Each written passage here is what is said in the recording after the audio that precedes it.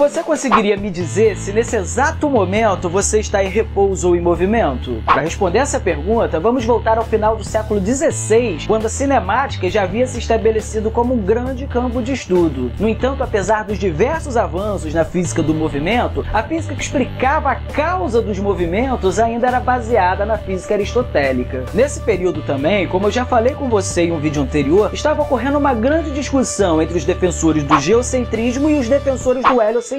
Nesse contexto, temos Galileu Galilei, um matemático italiano que, além de ter feito diversas observações com uma luneta que ele mesmo construiu, ele fez diversos estudos sobre os movimentos e fez várias modificações na física medieval que ainda era baseada na física de Aristóteles. Seu principal objetivo era estabelecer uma nova cinemática para um sistema planetário na qual a Terra não necessitasse estar parada no centro do universo. Além de utilizar a experimentação para dar legitimidade aos seus argumentos, Galileu também buscava apresentar esses argumentos em uma linguagem matemática, algo típico da nova ciência que estava surgindo. Em meio a esses estudos, Galileu introduziu a ideia de referencial, ou como conhecemos hoje, o princípio da relatividade de Galileu. Para ele, um corpo não está em movimento ou parado por si só, mas que está em movimento ou em repouso em relação a outros corpos. É aí que voltamos àquela nossa pergunta inicial. Nesse exato momento, você que está aí sentado em sua cadeira assistindo esse vídeo, está em repouso ou em movimento? Para responder a essa pergunta, nós precisamos saber em relação a que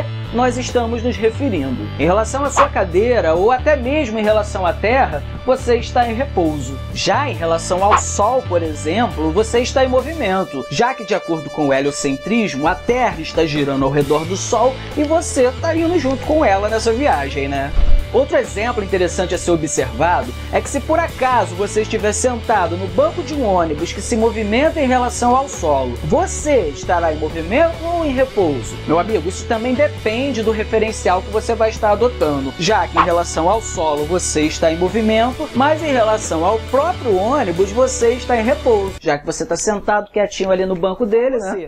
Essa ideia de referencial foi muito importante para toda a cinemática desenvolvida por Galileu, e além disso ela se tornou a base para toda a física desenvolvida até o início do século XX. Então, se você gostou desse vídeo, não deixe de dar um like e de compartilhar em suas redes sociais. E se é a primeira vez que você está aqui no canal, não deixa de se inscrever para ficar por dentro das nossas próximas aulas. Bom, já que todo mundo entendeu que em relação a que, né? Agora, depois isso é importante, porque depois nós vamos ter um pequeno detalhe que tem uma única coisa que não serve para esse referencial, né? Que é a luz, mas isso a gente vai ver daqui a pouco. Como também vocês ficarem... Você já se perguntou por que quando você pula, você volta para o chão? Ou por que as coisas caem e não sobem? Há mais de 300 anos atrás, uma maçã caiu de uma árvore na cabeça de um homem. E o que na maioria das pessoas só daria uma tremenda dor de cabeça, em Isaac Newton fez ele ter a extraordinária ideia da gravidade. Newton percebeu que a mesma força que faz a maçã cair no chão faz a Lua girar em volta da Terra, e a Terra, assim como outros planetas, girar em volta do Sol. O mesmo que vale para uma simples maçã, vale também para o universo inteiro. É uma lei universal da natureza. Mas, espera um pouco. A maçã cai no chão, a Lua só fica girando em volta. Na verdade, apesar da Lua nunca cair de fato, ela está perpetuamente caindo. Ok, calma, eu explico. E para isso vou precisar de um voluntário. Bob ou Guaxinim? Se colocarmos Bob dentro de um canhão, melhor colocar um capacete Bob, e atirarmos ele para frente, com um pouco de força, ele vai acabar caindo em algum lugar. Se usarmos mais força, ele vai cair mais longe. Mais força, mais longe ainda. Newton descobriu que basta ter força suficiente, uma força exata, e teremos o primeiro guaxinim a entrar em órbita. Obrigado, Bob.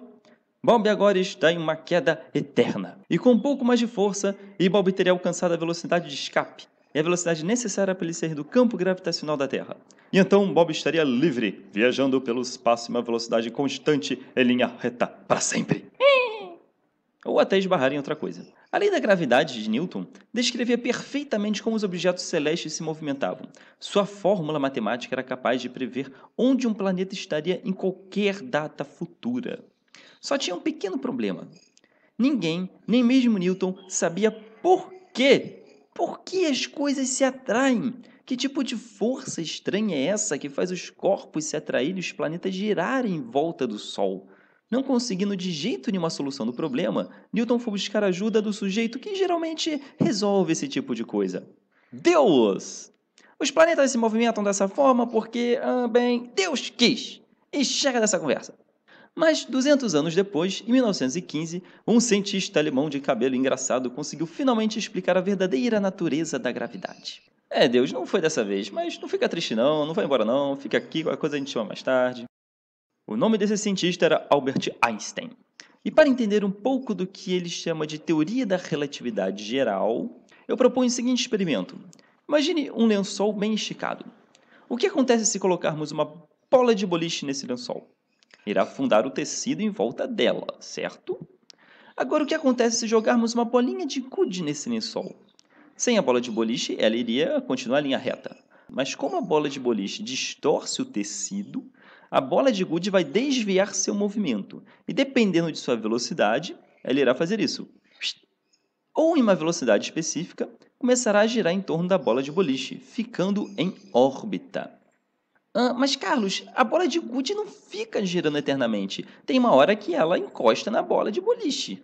Mas isso é por causa do atrito do tecido na bolinha, que faz ela perder velocidade. No espaço, não temos esse atrito. Tá entendendo agora? Deu para entender? Não é uma força que atrai as coisas, e sim a distorção do espaço-tempo. A mesma coisa acontece com os planetas.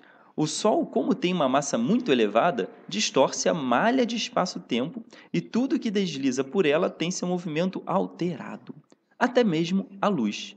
Mas isso são cenas para os próximos vídeos. Se você gostou, clique aqui em gostei e não se esqueça de se inscrever no nosso canal.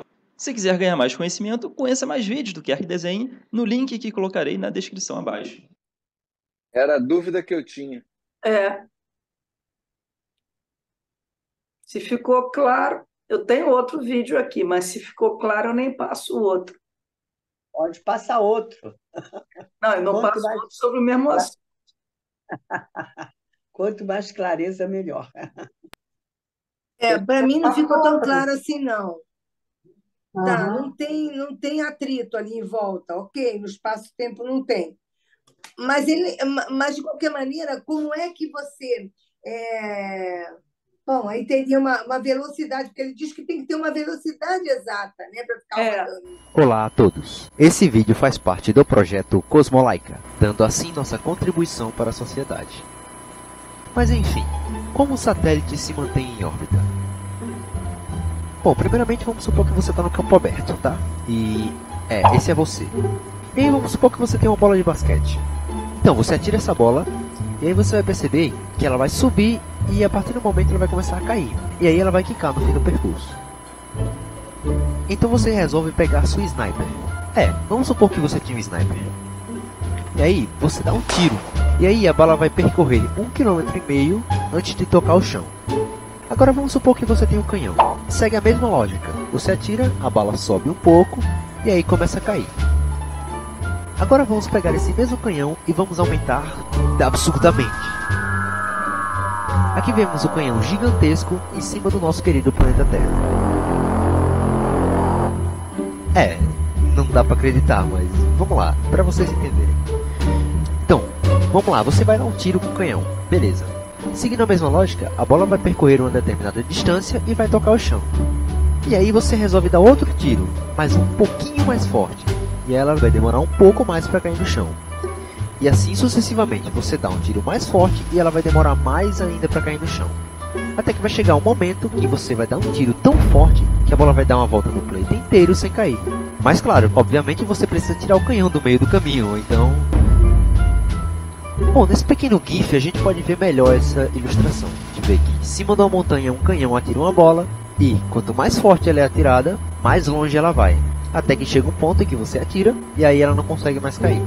Mas voltando para nossa Terra, não dá para a gente lançar uma bola de canhão para ela entrar em órbita do planeta. Isso porque a gente tem a nossa querida atmosfera.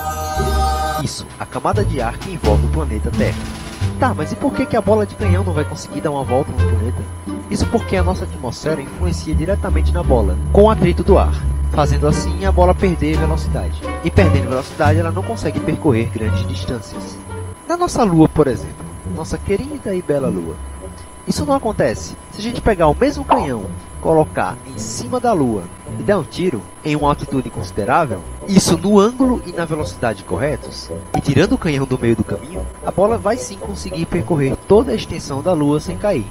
Mas é claro, a gente não vai usar um canhão para botar as coisas em órbita. É para isso que a gente tem foguetes. Bom, e agora eu espero ter tirado a dúvida de vocês quanto a isso. Por que os foguetes, ao subirem, começam a inclinar? Justamente para terem velocidade e ângulo corretos, não caindo assim de volta na Terra, e em uma altitude suficiente para não receber influência da atmosfera. Bom, e é assim que o satélite se mantém em órbita. É assim também que a Lua se mantém em órbita. Mas claro, ninguém precisou lançar a Lua no foguete para ela poder entrar em órbita. Isso foi um processo natural. Bom, para ir para o espaço mais rápido que o foguete, só a equipe Rocket decolando de novo. E é isso aí, pessoal. Espero que vocês tenham gostado desse vídeo. Mais uma vez, foi um vídeo do projeto Cosmolaica, ou Cosla, como preferir. Começando assim a nossa contribuição para a sociedade junto com o projeto. Para ter mais informações sobre o projeto, acesse o link que está na descrição. Um abraço a todos e até a próxima.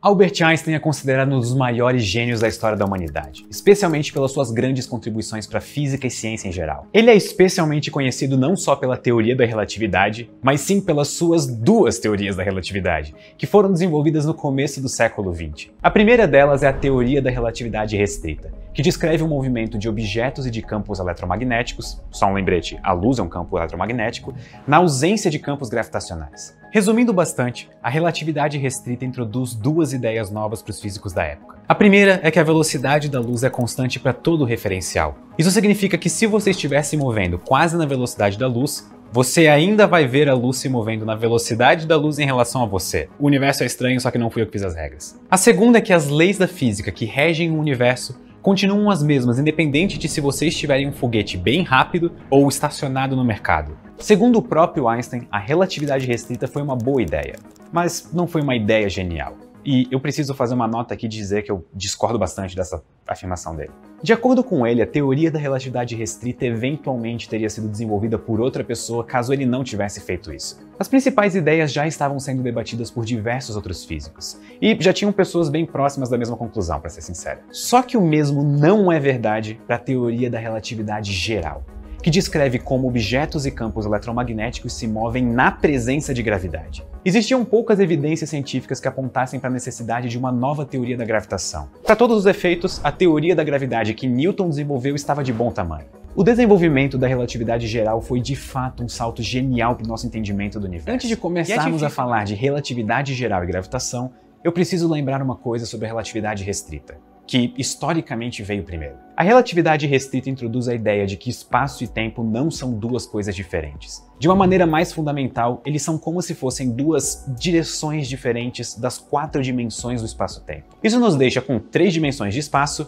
e uma dimensão de tempo, totalizando 4 dimensões. E a consequência mais importante disso é que mudar o seu movimento no espaço também muda o seu movimento no tempo. Se você for mais rápido, o tempo passa para você mais devagar do que para alguém que ficou parado. Tanto é que alguns astronautas são um pouco mais jovens do que eles deveriam ser por causa do tempo que eles passaram se movendo rapidamente em órbita da Terra. Mas não tenham pesadelos com isso ainda, porque essa diferença é bastante pequena. Tendo isso em mente, nós vamos começar com o objetivo da teoria da relatividade geral, que é descrever como a matéria se move na presença de campos gravitacionais.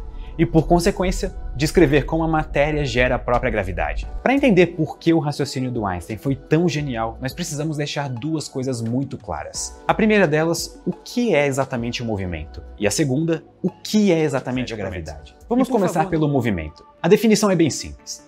O estudo do movimento na física é o estudo de como a posição de um corpo muda com o tempo. Para descobrir qual é o movimento de um corpo, nós precisamos saber as forças que atuam sobre ele. E sabendo as forças, nós podemos determinar a aceleração usando a fórmula força é igual a massa vezes aceleração. Uma vez que sabemos a aceleração, é fácil determinar como um corpo vai se mover. Então, resumindo isso tudo, entender o movimento é entender a aceleração. Eu vou começar com um exemplo simples. Imagine que você queira fazer um Yorkshire cair 20 metros. E você tem duas opções. Ou você larga ele em uma queda livre e ele dá de cara no chão, ou você pode soltá-lo através de um tobogã em uma piscina refrescante. Do ponto de vista das forças envolvidas, os dois cenários são basicamente iguais.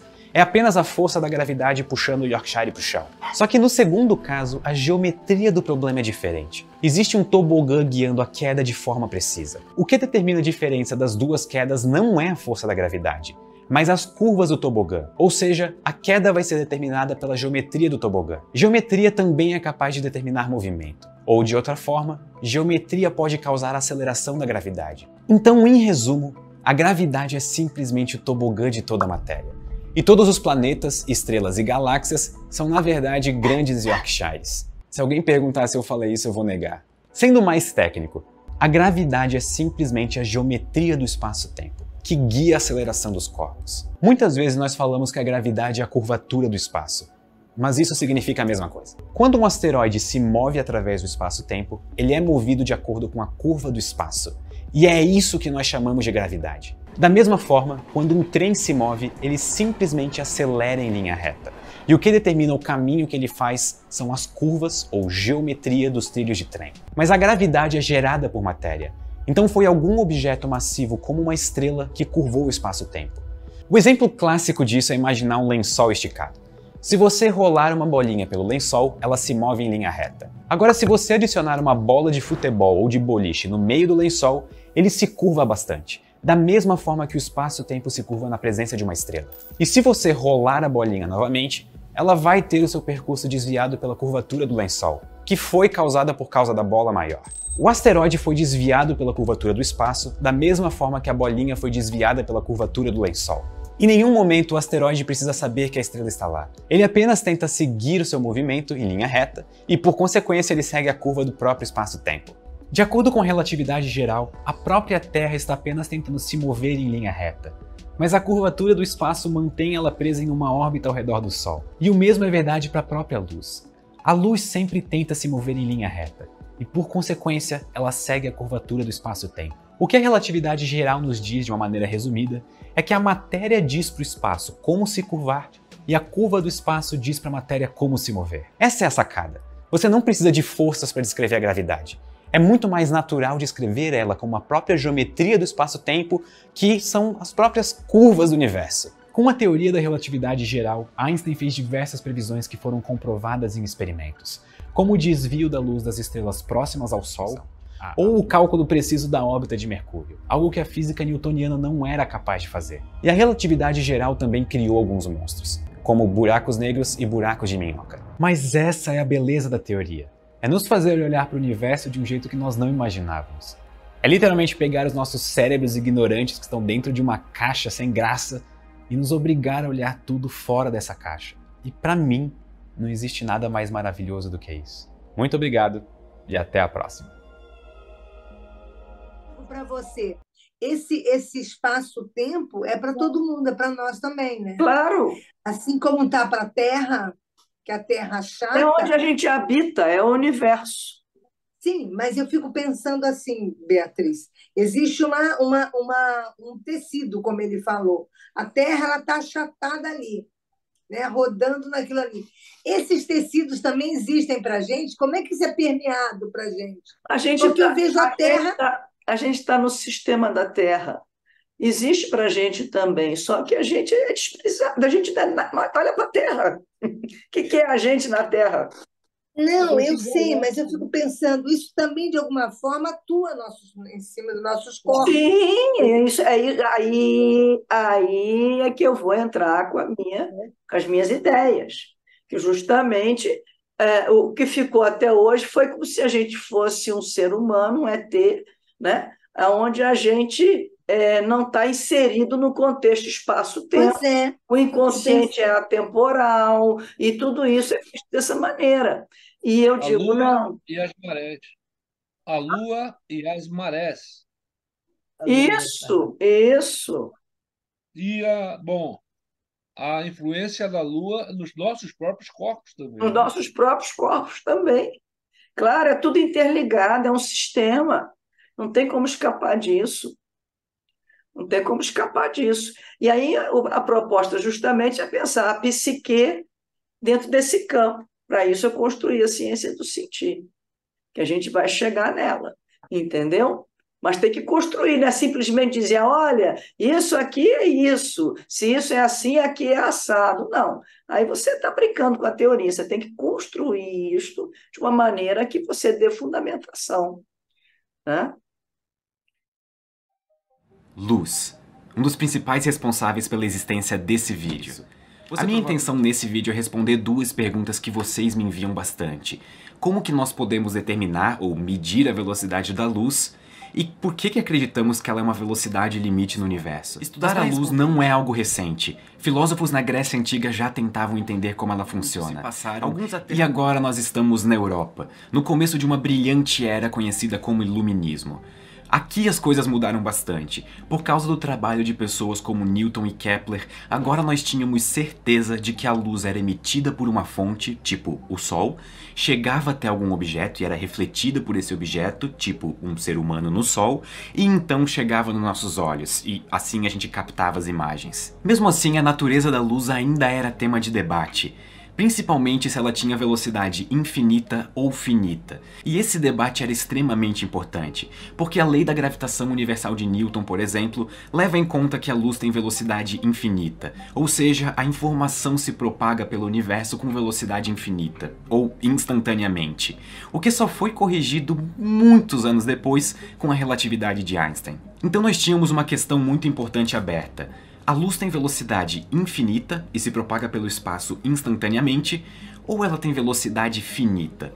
Uma das primeiras tentativas que nós temos registros da história de colocar isso em teste e medir a velocidade da luz foi feita por Galileu por volta dos anos 1600. No experimento, ele tentou. A ideia de que a luz tinha velocidade infinita continuou forte na física por muito tempo. Mas a luz parecia ter velocidade infinita porque ninguém conseguia uma prova do contrário. Mas isso mudou em 1676, por causa de um astrônomo e Júpiter. Um astrônomo chamado Ole Romer estava fazendo observações astronômicas de Io, uma das várias luas de Júpiter. Romer conseguiu os primeiros indícios fortes de que a luz não tinha velocidade infinita. Utilizando os dados e ferramentas que nós temos hoje e o mesmo método que ele usou naquela época, nós conseguiríamos calcular a velocidade da luz por volta de 220 mil km por segundo, o que honestamente não é muito longe do valor aceito atualmente de 299.792 km por segundo. Ainda mais levando em conta que era 1676. O tempo foi passando, físicos foram fazendo coisas de físico e cada vez mais passou a ser aceito que a luz não tinha velocidade infinita.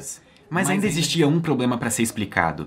Por que a luz parecia sempre se mover com a mesma velocidade, independente de ela estar indo a favor ou contra o movimento da Terra? Pensem de novo no exemplo do carro. A nossa experiência diária nos diz que se eu estiver dentro de um carro e ele está se movendo para frente e eu acendo uma lanterna apontada para frente, a luz dessa lanterna deveria se mover mais rápido do que se eu apontasse essa lanterna para trás, que seria contrário à direção de movimento do carro. É como se num caso eu somasse a velocidade da luz com a velocidade do carro, e no outro caso eu subtraísse a velocidade do carro da velocidade da luz. E aqui entra Albert Einstein. Ao invés de tentar resolver esse aparente paradoxo, ele simplesmente falou, ok, é isso que acontece. Ele postulou que a velocidade da luz não depende da velocidade da fonte. Ou seja, a luz de uma lanterna acesa em cima de um carro sempre vai ter a mesma velocidade independente da direção que você apontar essa lanterna. A velocidade da luz é constante no vácuo e independe da velocidade de quem emitiu ela ou a velocidade de quem está medindo ela.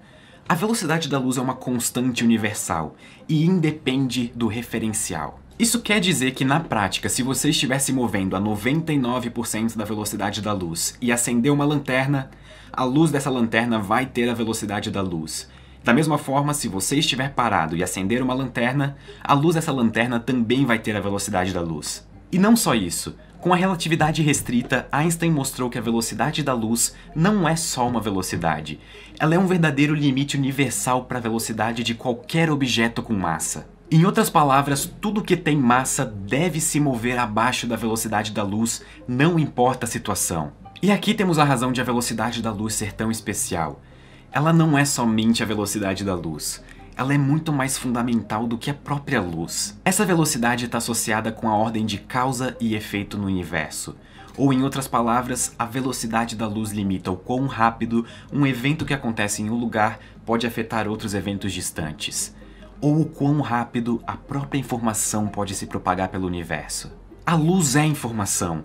Se uma supernova acontece, você precisa esperar pelo menos o tempo de a luz dela chegar até você para obter informação de que aquela supernova aconteceu. Sim, nós chamamos essa velocidade de velocidade da luz. Mas quem sabe o nome mais apropriado fosse velocidade da informação. Muito obrigado e até a próxima. A velocidade da luz, ela não depende de referencial. Então, se você estiver dentro de um trem em movimento, ligar uma lanterna, você vai fazer uma medida da velocidade da luz. Alguém do lado de fora que vê esse mesmo evento e tentar medir a velocidade da luz, vai medir exatamente a mesma. Não vai somar a velocidade da luz, mas a velocidade da luz é invariante. Ela é uma onda eletromagnética. Ela não vai mudar para os referenciais diferentes. Agora, se a velocidade não muda, no referencial de quem está fora, a luz percorreu uma distância maior. Então, obviamente, o tempo foi também maior. Em outras palavras, se a velocidade é a mesma, o tempo e o espaço não serão. Essa é a lógica de relatividade e daí se desenvolve todas aquelas equações que vocês já viram eu usar em vídeos anteriores. E olha, o que eu falei não é hipótese, porque se fosse, eu e você não usaríamos GPS. Essa tecnologia depende de correção por relatividade. Esse é o vídeo e como eu sempre digo para os alunos, para entender relatividade você vai ter que desaprender algumas coisas. Beijo do Jota! Ela é a velocidade limite do universo. Agora, há estudiosos que vão contestar isso. Que vem querendo mostrar que isso limitou todo o universo, né? Então, o que acontece? O que acontece? Se antes você tinha um espaço e um tempo fixo, a velocidade podia chegar ao infinito. Mas no momento em que a velocidade ela é limitada da luz, né? O que vai ter que alterar para equilibrar as equações, equilibrar as coisas? É o espaço e o tempo. Não, repete, porque eu não entendi. Não entendi. Não, se eu disser a você tem que sair daí da sua casa para chegar do outro lado da rua, você tem um espaço e um tempo que você vai percorrer. Você vai percorrer uma determinada velocidade, certo? Se eu digo a você que essa porta da sua casa até o outro lado da rua, né, é fixa, você vai poder elevar essa velocidade a um número infinito, quer dizer, tendendo ao infinito, aonde você vai estar quase que instantaneamente lá e cá. Porque pelo Newton você podia chegar à velocidade infinita. Mas se a velocidade da luz é o limite, e você tem que manter essa equação, né, de velocidade, distância e tempo, se a velocidade, quando você chega à próxima velocidade da luz, o que vai ter que alterar? O espaço-tempo. O espaço-tempo. Eu achei interessante essa colocação de que há cientistas que essa velocidade limitou todo um estudo. A verdade é que dentro da física não tem essa não, você fica buscando o tempo todo. Então tem várias teorias e estudos, enfim. Só na nossa área de psi é que você fecha igrejinhas e ninguém pode questionar nada. Né? Se questiona um Freud, você está sendo não sei o quê. Se você questiona isso, você está sendo não sei o quê. Se questiona... Né? Já na física não é assim. A busca é pelo conhecimento. A busca é pelo conhecimento. Se você questiona o Freud, vem logo dizer, não, mas o Freud, vem logo defender. Ninguém está atacando, está na busca do conhecimento. Claro. Tomara que Einstein esteja errado. Ele deu uma grande contribuição à teoria, ao paradigma, né? E amanhã, se alguém conseguir evoluir com a teoria, vai evoluir o conhecimento. E ele vai ter um lugar consagrado dele na história da ciência. Não tem porquê. É exatamente isso que faz a ciência. Senão, viram igrejas, dogmas. que eu não tenho nada contra, mas não é ciência. Como a gente viu, você tem dois sistemas.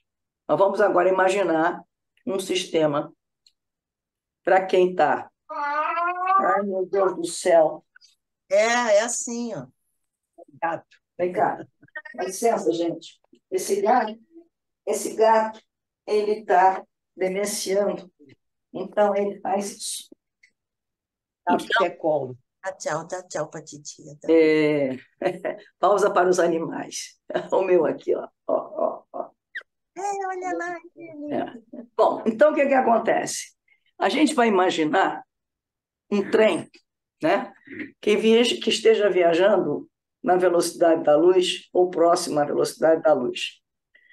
E a gente já sabe que dentro desse trem, a velocidade da luz é exatamente a mesma, aproximadamente 300 mil quilômetros por segundo, para quem também está fora do trem. Porque, diferente de todos os movimentos, né, que a gente viu, se você em relação a quê, no caso da luz não é em relação a quê, ela mantém a mesma velocidade, tanto para quem está dentro, quanto para quem está fora. Se for medir, vai dar a mesma velocidade. São vários raios, na verdade, não é um raio só, mas a gente vai, hipoteticamente, visualizar apenas um raio, né? Então, para quem está fora do trem, né, e o sentido do trem é para a direita aqui da tela. E a gente vai supor o seguinte, que há um sensor em cada porta, né, que a hora que eu acender a luz, né, esse sensor, quando bater a porta, né, vai abrir as portas. Ele vai abrir a porta pela luz. A luz vai abrir a porta. E nós vamos medir o intervalo de abertura dessas portas, né? Nós vamos medir o intervalo de tempo da medida dessa porta. Nós temos um cronômetro aqui, certo? E nós vamos começar por quem está lá de fora. Então, para quem está lá de fora, vamos fazer o cronômetro. Então, vamos lá. Concorda que o raio de trás chegou, porque o trem está indo para lá. Então, o raio de cá chegou primeiro do que, né, o raio que está vindo para cá. Então, houve um intervalo eu botei 3 segundos, porque eu estou aqui hipoteticamente, né? Vou até voltar, ó. Acendi, ó. Ele chegou primeiro, porque um raio está indo contra o movimento do trem. O outro raio está se afastando, ele tem que perseguir até que ele chega, porque o trem não estaria exatamente à velocidade da luz, ele está próximo à velocidade da luz, não ia chegar nunca, ia ficar perseguindo e não ia chegar nunca. Também tem uma história de que quando chega à velocidade da luz, ele cria uma massa tão grande, mas não vou entrar nesses detalhes aqui, não. Então, a gente pode dizer que para quem está fora, para nós que estamos olhando o sujeito dentro do trem, né, a porta, houve um intervalo entre a abertura das portas, certo? Bom, para quem está na Terra vendo o trem, certo? Agora, nós vamos nos colocar dentro do trem, certo? Dentro do trem, assim como nós vamos medir para quem está dentro do trem o que está acontecendo. Então, para quem está do trem, né? Ele está lá dentro do trem, apesar do trem estar próximo à velocidade da luz, para aquela pessoa que está em relação ao trem, aquela pessoa está à velocidade zero, certo? Porque ela está dentro do trem, certo? Que nem dentro do ônibus, a gente está com velocidade zero, porque ele está dentro do ônibus. Só que a luz, para ele, tem a mesma velocidade do que quem estava do lado de fora, certo? Então, para quem está dentro de trem, o que vai acontecer? As portas se abriram simultaneamente. Por quê? Porque ele está parado em relação ao trem, né? Em relação ao trem. E para a luz, a velocidade é a mesma. Então, o que acontece? Todo mundo enxergou isso? Uhum. O que acontece? Hã? Sim. Então, para quem está fora do trem, houve um intervalo de tempo. Para quem está dentro do trem, Não houve intervalo de tempo. Então, você vai dizer o seguinte, que passou diferente o tempo para quem estava fora do que para quem estava dentro. Porque a gente não mede o tempo, a gente mede intervalos do tempo. Antes, depois, lembra? Antes, depois, antes, depois, antes, depois. Então, a gente pode dizer que, para aquela pessoa que estava dentro do trem, as portas se abriram-se na hora que ele conecta, o tempo passou diferente. Porque isso é simultâneo, não é uma coisa, primeiro, ó, juntos, vamos medir juntos, quem está dentro e quem está fora. Para quem está dentro, deu 0, para quem está fora, deu 3 segundos. Aí que tem a medição, faz a diferença. Então, a velocidade da luz é a mesma, sendo a mesma, o tempo se dilata, o espaço se contrai e a massa se altera. Quando dois sistemas referenciais, um próximo à velocidade da luz e outro próximo à velocidade zero, se interagem. Se esse sujeito não conversasse com esse que está aqui fora, eles nunca saberiam dessa diferença. Só na hora que eles se encontram é que vai dar. Aí você mediu assim, eu medi assado. Quer dizer, você só percebe. É claro que eu estou aqui numa ficção, né? numa forma bem lúdica. Né? Você só percebe que os sistemas têm tempo e espaço diferente. Lembra que aquela moça lá contou que o cara foi lá na estrela, lá na porta do buraco negro, para ele o tempo dele estava normal. Quando ele volta é que ele descobre. Mas se ele nunca voltasse, ele nunca nem ia saber que lá foi alterado. É na hora que encontra é que você tem essa modificação. Isso é muito estranho. É muito estranho. Mas é assim que funciona. Então, o que acontece? Veja só, se eu estou aqui na Terra, e tem lá, aqui, o rapaz e a moça, no dia 17 de agosto de 2023, às 7 horas da noite, aí a moça pega um foguete, a próxima velocidade da luz, vai a uma estrela mais próxima e volta. Quando para ela, o relógio dela só passou 2 minutos. E aqui na Terra passaram-se 80 anos. O rapaz vai estar um velhinho e ela continuará praticamente a mesma coisa. Eu fiquei pensando o seguinte, isso há 30 anos atrás, a gente não tem como ver, não tem jeito, da natureza, onde há cor, há onda eletromagnética. Não tem jeito. Me deu um lugar na natureza que tem a cor, que não tem a presença de onda eletromagnética. Então, não tem na natureza. E eu fiquei pensando exatamente isso. Os sonhos são coloridos. Aquela história, mesmo preto e branco, eles são... É cor, né? Eu já contei essa história aqui. Então, o preto, né? Outra coisa que eu pensei é que a gente nunca consegue ver o sonho de fora. A gente, quando está sonhando, você vê que o outro está sonhando, mas você não vê o sonho dele, que é uma coisa abstrata. E nem você vê o seu próprio sonho. Você lembra do seu próprio sonho. Pouca coisa. Depende da pessoa. Tem gente que lembra muita coisa. Enfim, mas isso é o detalhe. Isso aí é o conteúdo do sonho, não nos interessa. Nós estamos aqui pensando no sistema fenomenológico. É no processo de como o fenômeno sonho se processa. Né?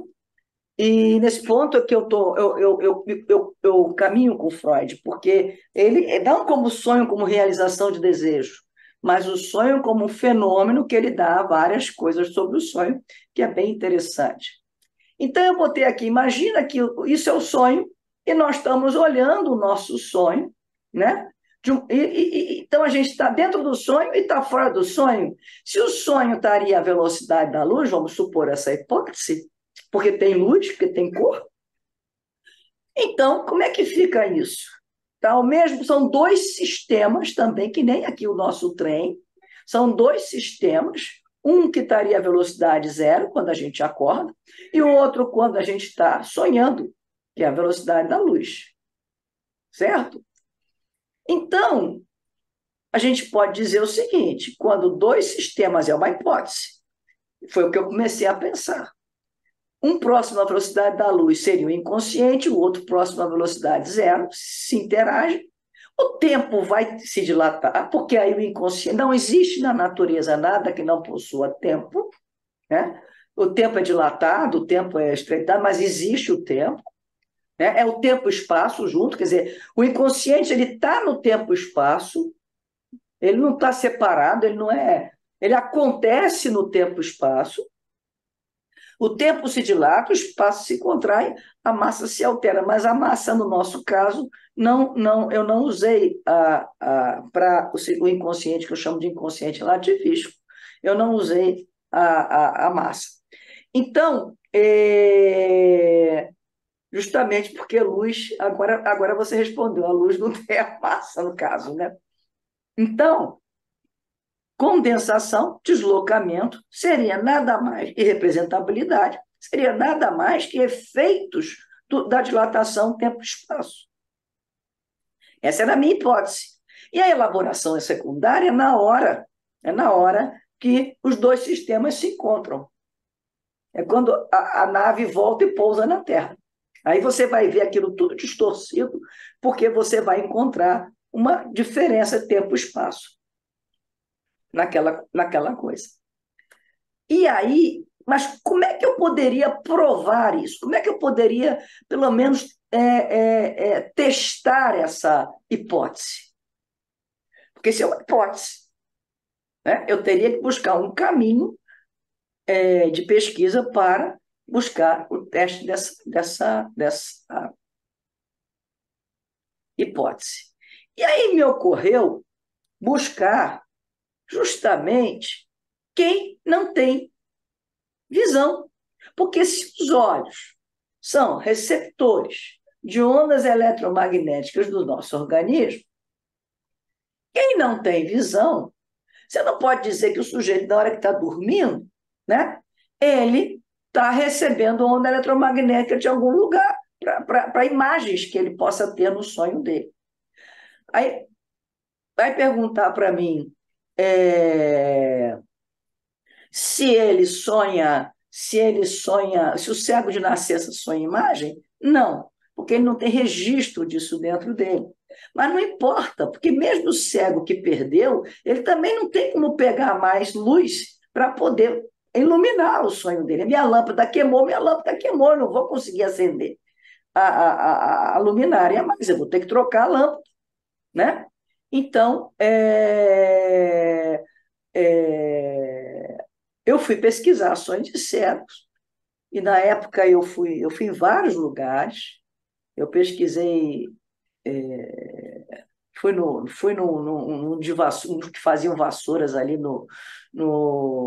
na 24 de maio, eu fui aqui nesse Benjamin Constant, eu entrevistei vários cegos, e depois acabei encontrando um americano que tinha feito uma pesquisa com cegos, e inclusive, porque cego de nascença foi muito difícil, eu achei para dizer a verdade, né? E ele tinha uma pesquisa feita nos Estados Unidos, enfim, que confirmava as minhas hipóteses do ponto de vista do cego, né? Ele não tinha essa ideia.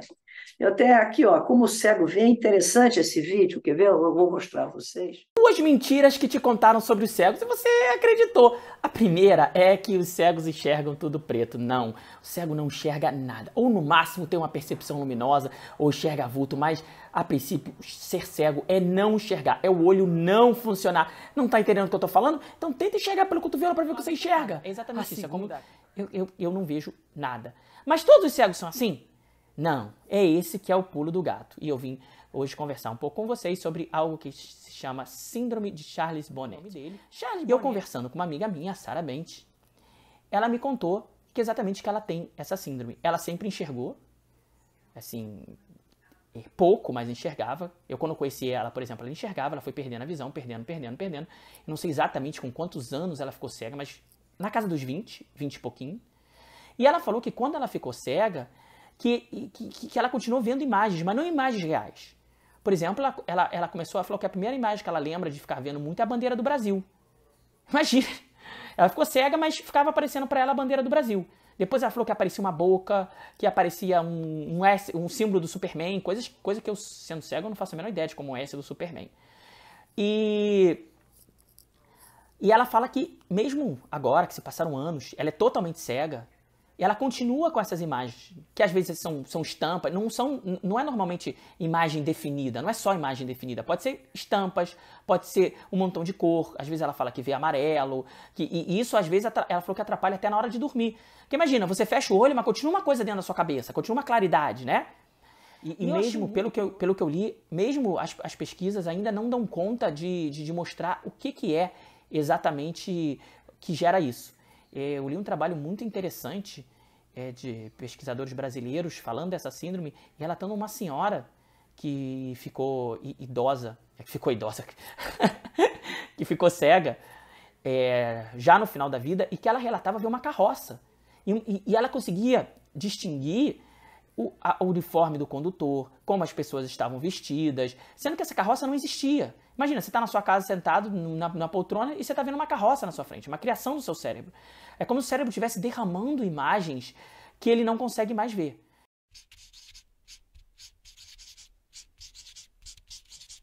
Você já deve ter visto uma notícia assim no jornal. Cientistas descobrem um planeta a milhares de anos-luz da Terra que possui água. Mas você já se perguntou como os cientistas conseguem saber que existe água em um planeta a milhares de anos-luz da Terra?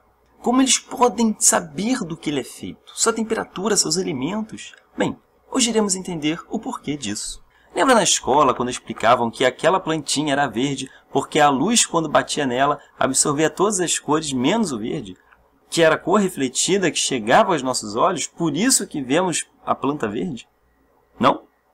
Ninguém ouviu isso? Alguém? Bem, não importa também, mas vamos nos aprofundar mais nessa história. Essa luz que vemos bater na planta são ondas eletromagnéticas. Existem vários tipos de onda. Rádio, celular, Wi-Fi, GPS. Nesse exato momento, existem várias ondas passando pelo seu corpo. Você apenas não consegue vê-las. A diferença entre elas é o seu comprimento. As ondas viajam na mesma velocidade, porém com frequências diferentes. Para ilustrar, podemos imaginar um gigante e um anão correndo na mesma velocidade, mas com passadas diferentes. Ondas de rádio são muito longas, podendo medir mais do que uma montanha. Já as ondas de raio-x, por exemplo, medem bilionésimos de metros, medem nanômetros. Esse espectro eletromagnético é a base da era da informação e do mundo moderno. Podemos ver nele as ondas de rádio, raio-x, micro-ondas, controle remoto, mensagem de celular, etc, etc, etc. Tudo isso são ondas eletromagnéticas. E aqui no meio, entre a frequência de 400 e 700 nanômetros, é a luz visível, ondas que os nossos olhos captam e que o nosso cérebro transforma em cores. É impressionante saber que nesse espectro, tudo que conseguimos enxergar está aqui. Tem besouros que conseguem ver mais que a gente. Mas isso é um outro assunto. Voltando para a folha. Quais comprimentos de onda ela absorve e quais ela reflete dependem da sua composição química. O ar, a água, a terra e tudo ao nosso redor são feitos de elementos químicos, que irão reagir e refletir uma determinada faixa de comprimento de onda. As ondas refletidas pela folha estão na faixa de 492 e 577 nanômetros, que interpretamos como a cor verde. Assim a gente pode começar a responder, por exemplo, por que o céu é azul? Os gases de nitrogênio e oxigênio abundantes em nossa atmosfera espalham ondas de frequências mais altas, azuladas, e absorvem as mais baixas. E por isso que nós vemos o céu azul, viu? Não é tão difícil. Agora digamos que você tenha um medidor de ondas. Alguém coloca uma venda em seus olhos e pergunta, como é o ambiente que está à sua frente? Você não precisa mais ver, apenas verificar quais as frequências que estão chegando no medidor. E aí é só relacioná-las ao tipo de substância que costuma refleti-la. Ah, tem aqui a frequência de X nanômetros. Ah, essa é a frequência da molécula H2O. Então tem água aqui. A análise da luz espalhada por uma substância também é capaz de determinar sua temperatura e densidade. Assim você sabe se é um balde ou um oceano, uma praia ou um deserto que está à sua frente. Está entendendo? Nós podemos saber do que é feito um ambiente sem precisar olhar para ele, apenas traduzindo as ondas que chegam. Mas espere, e se apontarmos esse medidor ao espaço? Se mirarmos ele exatamente para aquele planeta que está a milhares de anos-luz da Terra e captar as frequências que chegam? E é isso que a ciência moderna está fazendo. É assim que ela descobre a composição dele e a do resto do nosso universo. Seja planeta, galáxia, nebulosa, estrela, a luz não morre, não some. Ela está por aí, vagando pelo espaço. A luz mais antiga já captada possui mais de 13 bilhões de anos. Segundo os cientistas, o Big Bang possui mais ou menos 13,7 bilhões de anos. Ou seja, nós podemos saber do que era feito o nosso universo logo após o seu nascimento. E essa é a foto dessa descoberta. É conhecida como a radiação cósmica de fundo. Olha que maravilha, parece um vômito para a gente, mas para um astrofísico eu garanto que é a coisa mais maravilhosa que ele já viu.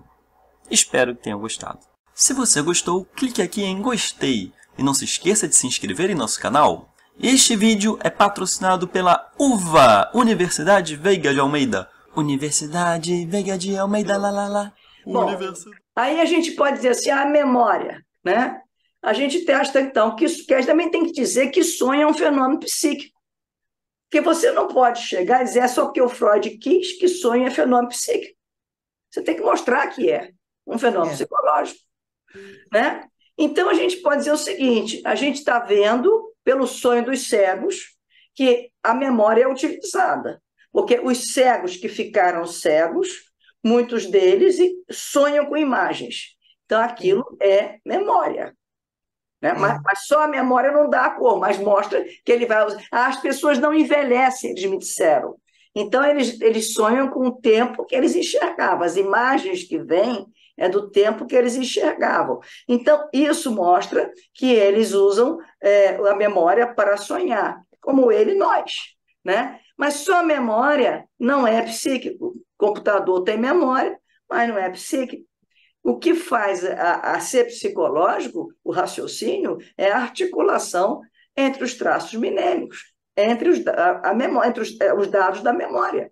Então, a gente pode dizer que sim, os sonhos são um fenômeno psicológico. Você vai dizer, mas tem gente que diz, vocês são espíritas, né, que o sonho é também lá. Até pode ser também, mas ele é isso. Certamente é. Certamente. Eu não estou entrando no mérito, eu estou dentro do campo da psique. É onde eu estou. Eu não vou para outros campos, porque o meu campo é a psique. Né? Então, a gente pode dizer que é um fenômeno psicológico. E pela articulação entre os traços mineiros, isso é raciocínio.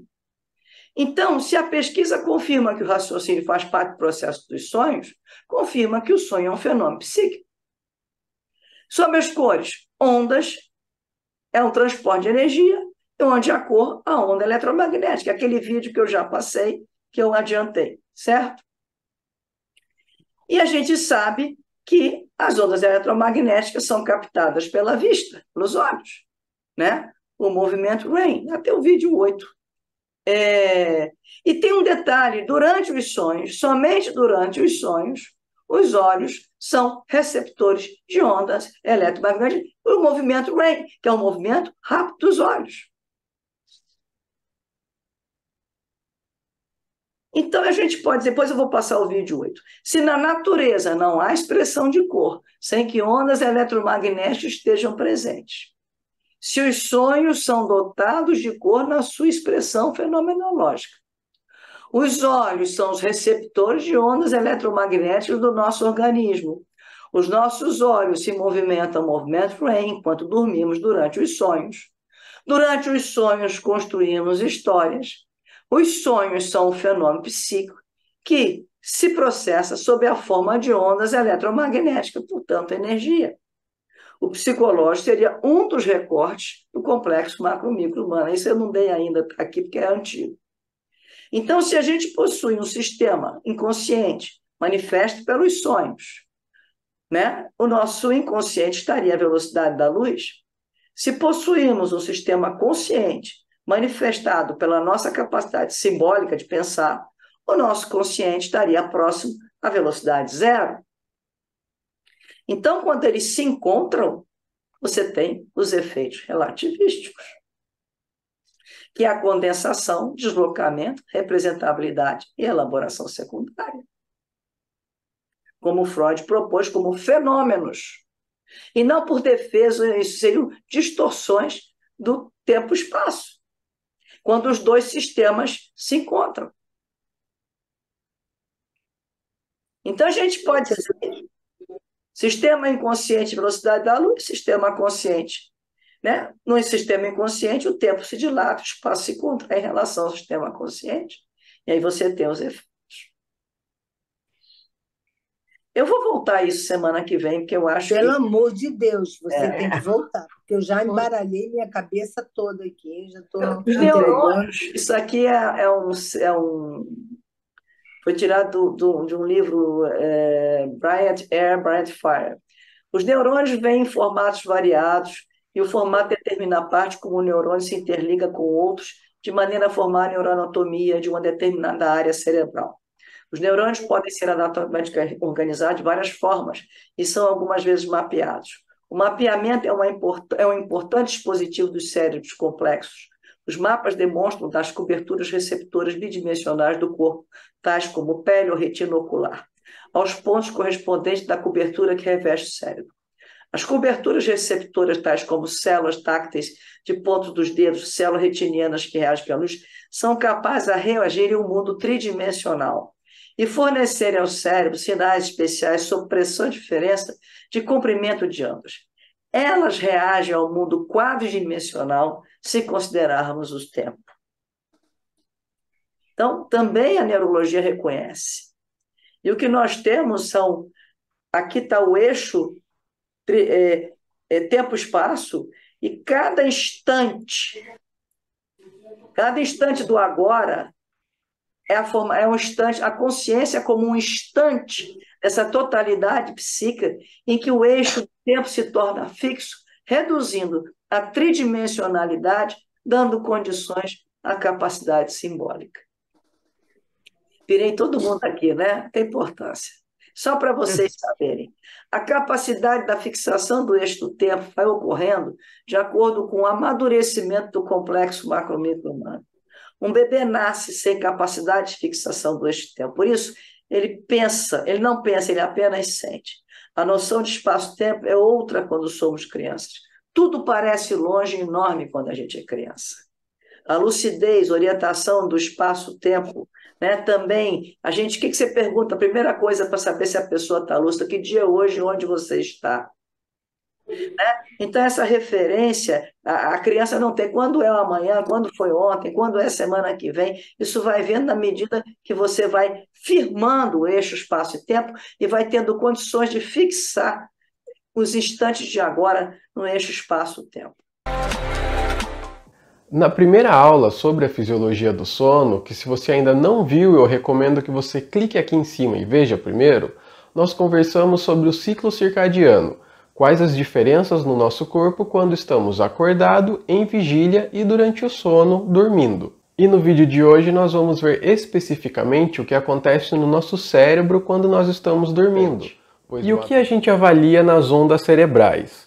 Quando nós estamos acordados, nós respondemos aos estímulos externos. E ao avaliar nosso cérebro, nós temos ondas elétricas com uma baixa voltagem e alta frequência, igual essa que está aparecendo na figura ao lado. Se nós somarmos essas ondas, nós vamos ter uma resultante com esse padrão, que é chamado de onda desincronizada. Já quando nós estamos dormindo, o padrão elétrico muda. As ondas ficam com uma alta voltagem e baixa frequência, igual na figura abaixo. E esse padrão recebe o nome de onda sincronizada.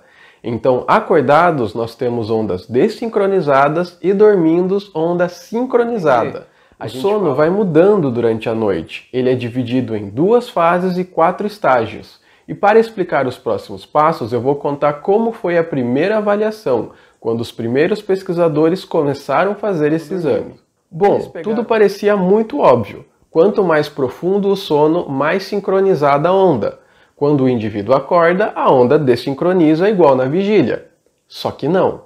Os pesquisadores estavam olhando os monitores e perceberam que a onda dessincronizou novamente. Eles olharam na parte de movimento dos olhos e os olhos estavam se mexendo loucamente.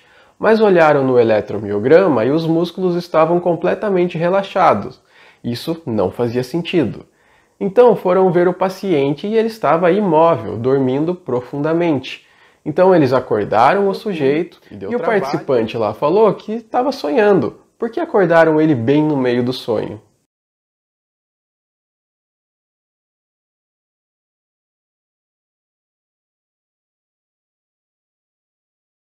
Hoje foi O que difícil. houve? Foi. Para mim Muito foi. difícil. Eu não sei se estou cansada também, mas Não é, sabe o que que é? É porque era importante ter um início, meio e fim, né? A gente vai voltar a isso tudo, mas sem os vídeos agora, sem esses vídeos todos, entendeu? Justamente para a gente ir com calma pensar cada etapa dessa. Semana que vem a gente vai fazer isso.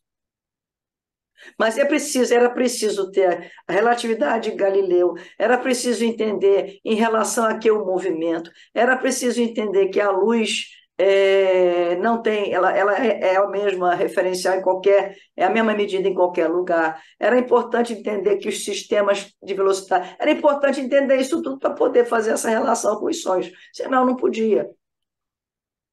Aí ficou muito rápido, a gente não pensou, não conversou. A semana que vem eu vou voltar ao inconsciente relativístico.